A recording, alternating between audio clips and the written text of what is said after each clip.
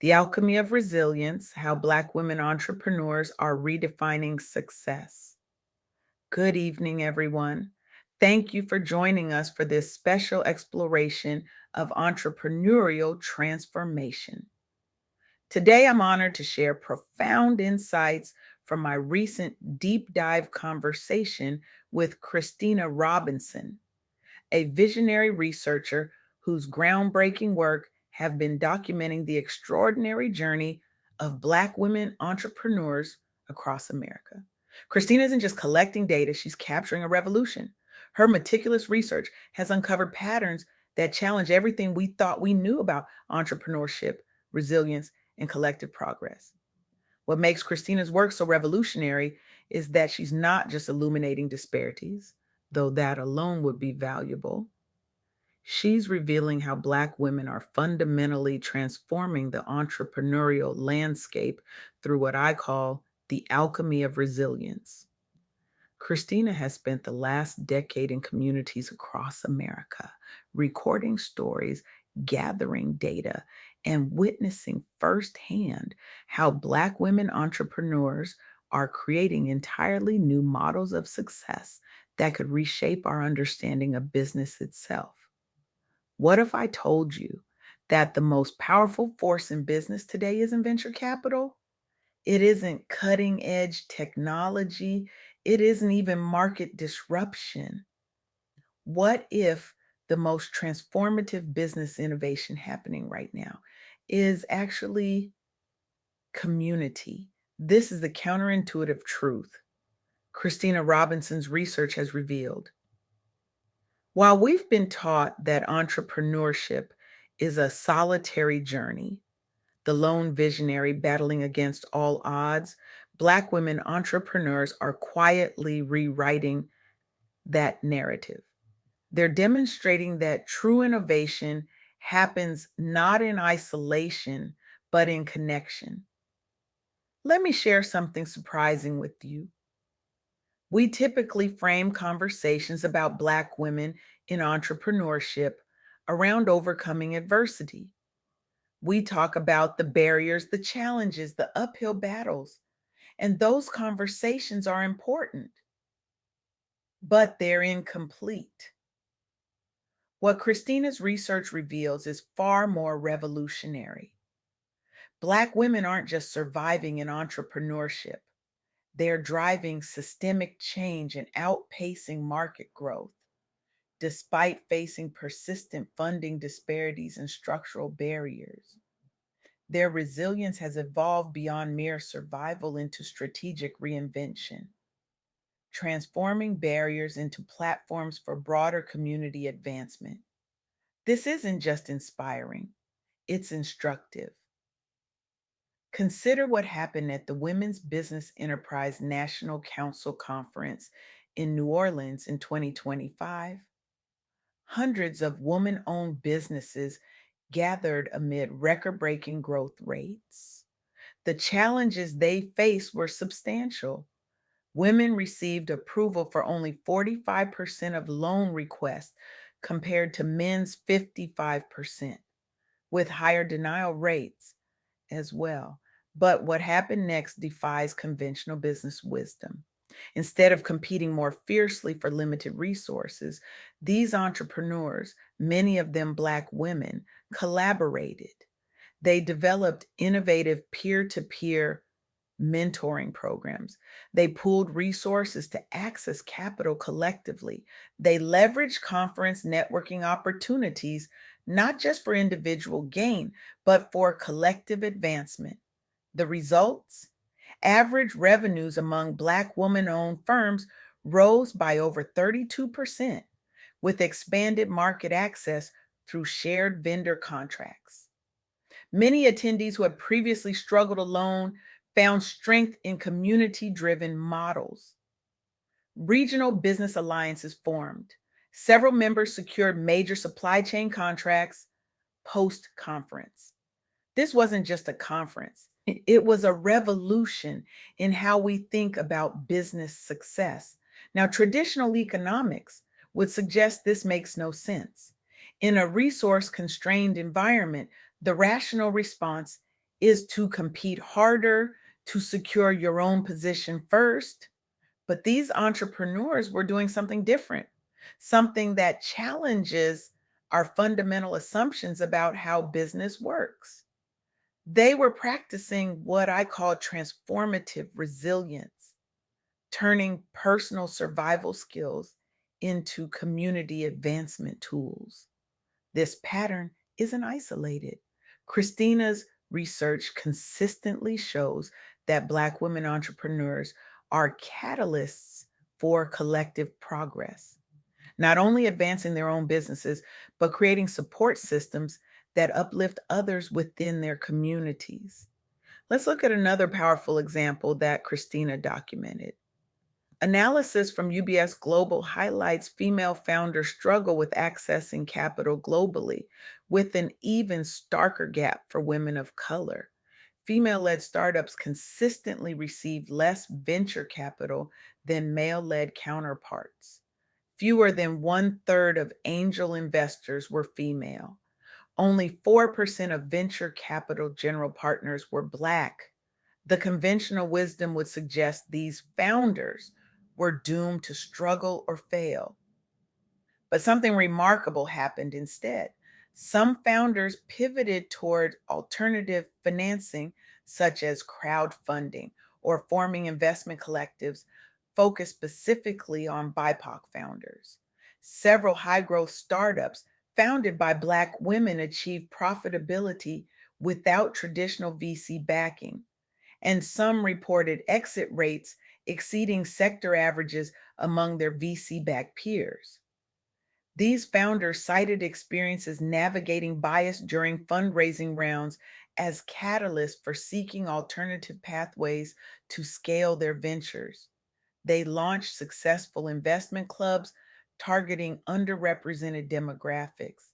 Their increased visibility led to invitations from institutional investors, and after their success stories received media coverage, they didn't just find a workaround. They created entirely new pathways to success that broadened definitions around what entrepreneurial success looks like and opened doors previously closed due to systemic biases. This is the alchemy of resilience, turning obstacles into opportunities, not just for yourself, but for others. Now, I want to be clear about something. I'm not suggesting that systemic barriers are somehow beneficial or should be maintained. The data Christina shared with me is unequivocal. These disparities are real and damaging. Recent National Bureau of Economic Research data surveyed gender and race gaps across thousands of US startups between 2019 and 2020. Men started businesses at a rate nearly two-thirds higher than women. Blacks launched new ventures at a rate over one-fifth lower than whites, due largely to resource constraints. These are serious structural problems that demand structural solutions. But here's where it gets interesting. Targeted accelerator programs emerged focusing specifically on supporting minority founders through mentorships and seed grants. Exit rates among female founded VC backed startups reached nearly double their representation, a testament to strong performance given opportunity. Many program participants have been denied traditional funding multiple times before finding acceptance within these tailored accelerators. Notable alumni went on to secure national press coverage and additional rounds from larger funds once initial traction was proven. These programs help narrow, but not eliminate, the gap between intention and realization, especially among underrepresented groups. What Christina's research reveals is that Black women entrepreneurs aren't waiting for perfect conditions. They're creating new conditions. They're not just building businesses, they're building ecosystems. Despite receiving less funding approval, only 45% of requested amounts versus 55% for men. Black women owned businesses have seen average revenues increase by over 32%, demonstrating remarkable efficiency and impact with limited resources. Systemic gaps in startup founding and financing persist. However, the rate of new firms led by Black women continues to grow rapidly, proving that transformation is possible even within uneven playing fields when resilience meets strategy. This challenges everything we think we know about success in business. We've been taught that entrepreneurship is about individual genius, about competition, about disruption. But what if the most powerful form of entrepreneurship is actually about connection, collaboration, and community? What if the future of business isn't about who can climb highest alone, but who can build the strongest ladders for others? This is the profound shift that Christina Robinson's research illuminates. Black women entrepreneurs are demonstrating that true success isn't measured by individual achievement alone, but by collective advancement. They're showing us that resilience isn't just about bouncing back, it's about bouncing forward and bringing others with you. They're revealing that the most powerful response to systemic exclusion isn't just to find your own way in, it's to create new doors that remain open for others. This isn't just a feel good story, it's a fundamental reimagining of what business success looks like. And it has profound implications for how we think about entrepreneurship, leadership, and progress. For too long, we've operated under the assumption that business is a zero sum game, that for someone to win, someone else must lose. But what if that's simply not true? What if the most sustainable form of success is one that creates success for others? This is the question that Christina Robinson's research forces us to confront, and it's a question that has implications far beyond entrepreneurship. In a world facing complex, interconnected challenges from climate change to social inequality, we need models of success that prioritize collective advancement over individual achievement. We need leaders who understand that true resilience comes not from hardening boundaries, but from strengthening connections.